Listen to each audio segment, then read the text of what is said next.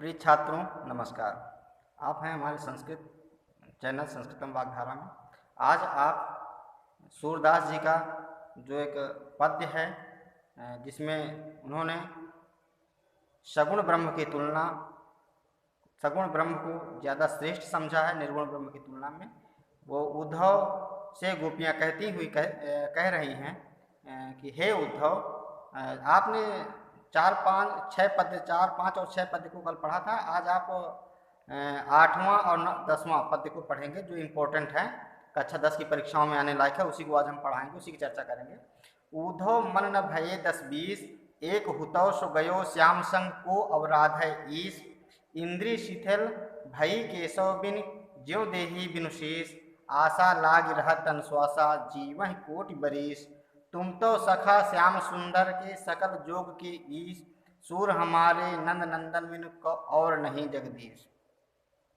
इस पद्य में गोपिकाएं कह रही हैं उद्धव से कि हे उद्धव, मन न भय 10 20। हमारे जो मन है, हमारी जो अंतरेंद्रियां हैं, मन है, वो 10 20 नहीं है हमारे पास। वो केवल एक हमारे पास मन है जो भगवान श्री कृष्ण के साथ चला गया है। एक मन था जो श्री कृष्ण का अनुगामी है, उनके साथ जा चुका है। अब आप बताएं, उस मन के चले जाने से हम आपके बताए हुए किस निर्गुण ब्रह्म की उपासना करें। एक हुतो, एक जो मन था, हुतो मीन्स था, एक हुतो सो गयो श्याम संग। जो एक मन हमारा था वो श्याम सुंदर के साथ चला गया है। को अवराध है ईश। अब आप हमें बताइए कि आपके बताए हुए निर्गुण ब्रह्म की उपासना हम किस मन से करें। अर्थात यह करना संभव नहीं है क्योंकि मन एक ही होता है। इंद्रिय शिथिल भई केशव बिन। हे उद्धव, हमारी जो इंद्रियां हैं, सारी इंद्रियां जो 5 कर्मेंद्रियां, 5 ज्ञानेंद्रियां और एक मन होता है। 11 इंद्रिय, मन उभय इंद्रिय में परिगणित किया जाता है, 11 इंद्रियां होती हैं। तो कह रहे हैं इंद्रिय शिथिल भई केशव बिन। हमारी सारी इंद्रियां शिथिल हो गई हैं, शांत हो गई हैं। किस प्रकार शिथिल हो गई हैं? ज्यों देही बिनु शीश। जिस प्रकार से शरीर, देही मीन्स क्या होता है? शरीर, यहाँ पर बताया गया शरीर। ज्यों देही बिनु शीश, जिस प्रकार से बिना सर के बचा हुआ धड़, इस प्रकार हमारी सारी इंद्रियां शिथिल हो गई हैं श्री कृष्ण के बिना। तो यहाँ श्री कृष्ण की उपमा दी गई है शीश से, और इंद्रियों, शरीर की तुलना की गई है उनसे, गोपियों से। तो जिस प्रकार धड़ के बिना शरीर बचा रह जाता है, इसी प्रकार श्री कृष्ण के बिना हम लोग बचे हुए हैं।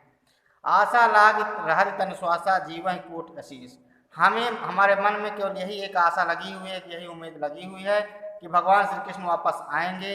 इसी उम्मीद में हमारे तन में श्वास टिके हुए हैं। आशा लाग रही तन श्वासा, उन्हीं के लिए, उन्हीं को याद करके कि भगवान श्री कृष्ण आएंगे, हमारे मन में श्वास अभी चल रहे हैं। और जीवन कोटि बरीस, हम इसी आशा में करोड़ों वर्ष जिएंगे। कोटि मीन्स होता है करोड़ों, और बरीस शब्द यहाँ पर कहा गया है वर्ष के लिए। हम उनकी आराधना में, उनकी याद में, श्री कृष्ण को चाहने में हम करोड़ों वर्ष जीवन व्यतीत कर सकते हैं। अब आगे कह रही है, तुम तो सखा श्याम सुंदर के, सकल जो के ईश। हे उद्धव, जो संपूर्ण जग के ईश्वर श्याम सुंदर श्री कृष्ण हैं, आप तो उनके मित्र हैं। आप ही हमें बताएं कि कैसे आप संयोग के स्वामी हैं। आप ये बताएं कि हम कैसे उनके बिना जीवित रहें। सूर हमारे नंद नंदन बिन और नहीं जगदीश। सूरदास जी कहते हैं, गोपिकाएं उद्धव से कह रही हैं कि हे उद्धव, हमारे तो श्याम सुंदर ही सब कुछ हैं, हम उनके बिना बताइए हमारा कौन जगदीश हो सकता है, हमारा ईश्वर कौन हो सकता है। वही हमारे सब कुछ ईश्वर और परमात्मा है। यहाँ पर काव्य सौंदर्य के तत्व आप देख सकते हैं कि सगुण भक्ति की तुलना, सगुण भक्ति को ज़्यादा श्रेष्ठ माना गया है निर्गुण भक्ति की तुलना में। और गोपियों की भक्ति भावना में स्वाभाविक मानसिक उद्वेगों का बड़ा ही स्वाभाविक चित्रण किया गया है।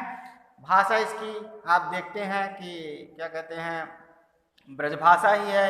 वियोग श्रृंगार का वर्णन किया गया है, और गुण माधुर्य है जो पुराने में बताया गया था। अलंकार इसमें उपमा, श्लेष और अनुप्रास का प्रयोग किया गया है, आप देख सकते हैं यहाँ पर। और दूसरा इसमें छंद गेयात्मकता है, ये इसके काव्यगत सौंदर्य हैं। दूसरा एक पढ़िए, नया 10वां जो पद्य है इसका, सूरदास जी का। निर्गुण कौन देश को वासी, मधुकर कहीं समुझाई सौह दे। बूझत साँच नहासी, को है जनक कौन है जननी, कौन नारी को दासी, कैसो बरन बेस है कैसो की रसमय अभिलाषी, पावै गयो पुण्य कियो आपनो जोरे करे गो गासी, सुनत मौन होय रहो बाबरव सूर सबय मति नासी।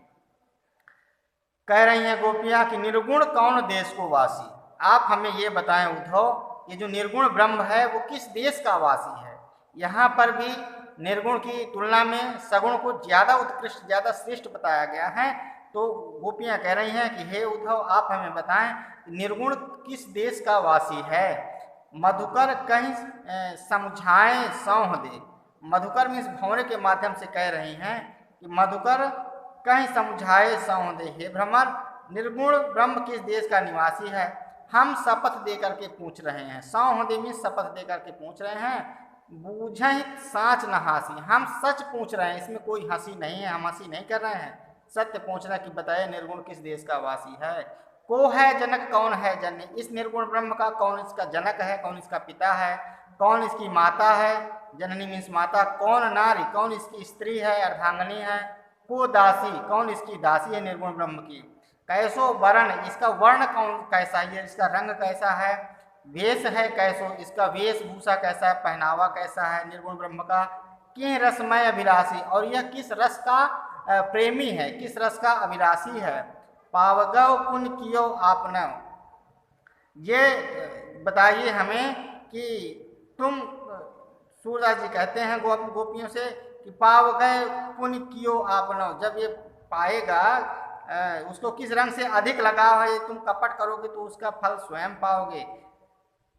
जो रहे करेगो गासी, सुनत मौन होए रहो बावरो सूर सबय मति नासी। कह रहे हैं सूरदास जी कि गोपियों के ऐसे तर्कपूर्ण प्रश्न सुनकर उद्धव किंग कर्तव्य विमूढ़ हो जाते हैं। उद्धव ये हो जाते हैं कि मैं इनको क्या जवाब दूं, कर्तव्य ज्ञान से रहित होना ही किंग कर्तव्य विमूढ़ता की स्थिति होती है, उनका विवेक समाप्त हो गया है।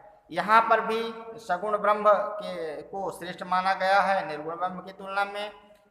भ्रमर से प्रश्न किया गया है, मानवीकरण अलंकार है, इसमें वक्रोक्ति है और अन्योक्ति अलंकार है। जब एक की तुलना में दूसरे को, उपमेय की तुलना में उपमान को श्रेष्ठ मान लिया जाए, यहाँ पर एक को लक्ष्य बना करके दूसरे अभिधेय को लक्ष्य किया जाए, वहाँ पर अन्योक्ति अलंकार होता है। भाषा इसकी ब्रजभाषा है। रस इस पद्य में भी वियोग श्रृंगार ही है। श्रृंगार के दो भेद होते हैं, संयोग श्रृंगार और वियोग श्रृंगार। तो यहाँ चूंकि श्रृंगार का वर्णन है और भगवान श्री कृष्ण से अलग हैं गोपियाँ, इसलिए वियोग श्रृंगार है।